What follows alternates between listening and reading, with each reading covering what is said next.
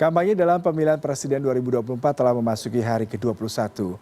Dan untuk memantau kegiatan kampanye Capres-Cawapres pada hari ini, sudah bergabung bersama kami rekan-rekan kami yaitu Bella Mulahela, produser lapangan CNN Indonesia yang saat ini berada di Lubuk Linggau, Sumatera Selatan, dan ada John Nedi Kambang, jurnalis Transmedia yang saat ini ada di Padang, Sumatera Barat. Saya menuju ke rekan saya Bella terlebih dahulu. Bella, kalau kita bicara mengenai agenda, apa yang dilakukan Anies pada hari ini? Sepertinya Bella cukup sibuk ya, terlihat di belakang Anda lagi ada kegiatan yang cukup masif dengan kehadiran simpatisan Anies. Silakan dengan laporan Anda. Ya, selamat siang Yuda. Betul sekali, saat ini saya berada di salah satu pasar, yaitu Pasar Impres yang terletak di Lubuk Linggau, Sumatera Selatan, di mana Capres nomor urut 1 Anies Baswedan ini kunjungan pertama setibanya di Lubuk Linggau. Ini langsung mengunjungi Pasar Impres untuk berdialog dengan para pedagang di pasar ini untuk mengetahui harga apa saja yang lagi naik. Pak Anies, selamat siang Pak Anies. Boleh kita ngobrol sedikit ya Pak sambil jalan? Pak Anies, ini kan Bapak selalu tujuan pertama ketika tiba di kota ataupun lagi keliling-keliling kampanye, ini selalu ke pasar. Sebenarnya apa sih Pak yang mau didapatin dari warga di pedagang di pasar? Kan di pasar ini kebutuhan pokok itu yang paling bisa kita lihat kondisinya seperti apa. Dan kita temukan memang masyarakat merasakan harga-harga kebutuhan pokok itu mahal. Jadi seperti beras, kemudian cabai, telur, kebutuhan-kebutuhan pokok lain. Nah, inilah sebabnya kenapa kami datang ke pasar. Dan kami ingin sampaikan juga kepada para pedagang bahwa salah satu program kita adalah untuk membuat pasar itu menjadi lebih baik, lebih tertata, lebih bersih. Di samping harga-harganya lebih terjangkau. Ini kita sedang berada di tempat yang dagangnya pakaian. Mereka menceritakan bahwa omsetnya jauh lebih kecil daripada sebelumnya. Itu artinya apa? Artinya daya beli masyarakat menurun. Sehingga transaksi di pasar untuk ada yang pakaian muslim, ada yang pakaian keseharian, itu jumlahnya berkurang sekali. Jadi itu sebabnya kenapa kami ke pasar, karena inilah tempat di mana kebutuhan dasar warga itu ditransaksikan, diperjualbelikan, dan di situ kita tahu harganya seperti apa.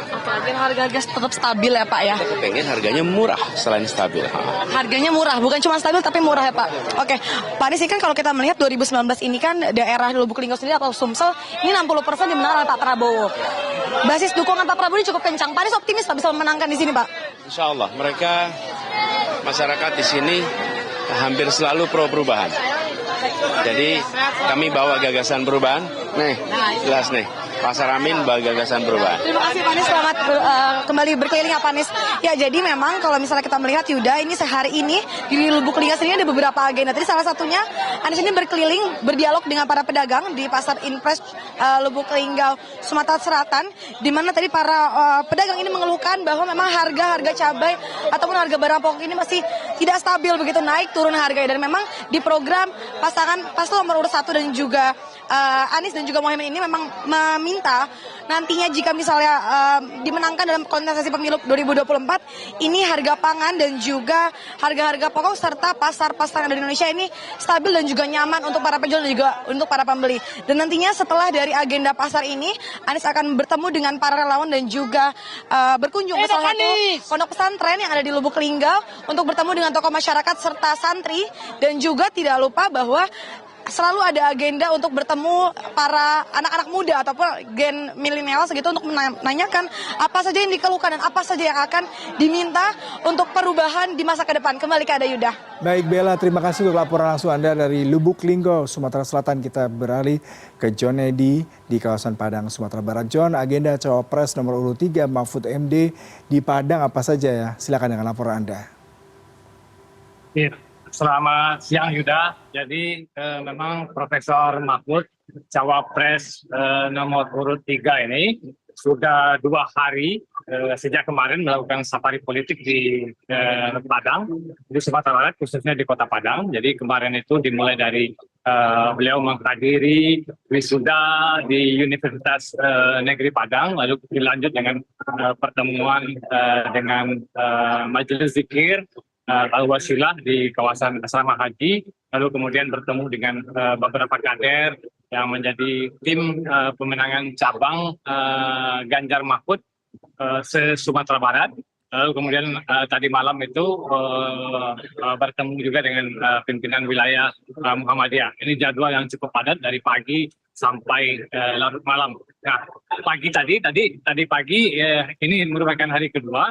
Nah, tadi pagi sebelum saya berada posisinya sekarang berada di kampus Universitas Bung Hatta, di mana Profesor Mahfud dalam kapasitas sebagai Menko Polhukam memberikan kuliah umum tentang bela negara, di mana pentingnya karena Hari Bela Negara, peringatan Hari Bela Negara itu akan jatuh pada 19 Desember. Nah, ini adalah kuliah umum dalam rangka menyambut Hari Bela Negara ke-75 yang jatuh pada tanggal besok. Nah, sebelum sampai ke kampus Universitas Bung Hatta ini, tadi pagi Profesor Mahfud juga bertemu dengan beberapa tokoh lintas etnis dan lintas agama berlangsung di kawasan Pecinan Pondok di Kota Padang. Ini beliau sempat berdialog, berdiskusi, menerima masukan berbagai ide, berbagai masukan terkait dengan perkembangan dan situasi di negara ini.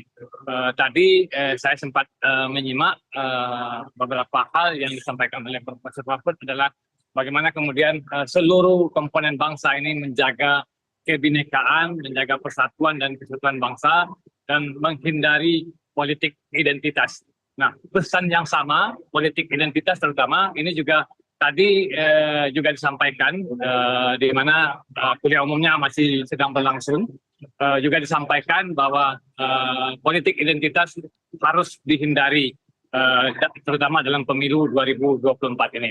Nah, Profesor Mahfud tadi juga berpesan dan mengajak para mahasiswa di kampus ini untuk memanfaatkan hak pilih, tidak golput, karena satu suara tentu saja sangat menentukan, dan itu juga tidak akan membawa pengaruh karena dia juga mengajak agar yang memilih menggunakan hak pilih, memilih yang baik di antara yang buruk.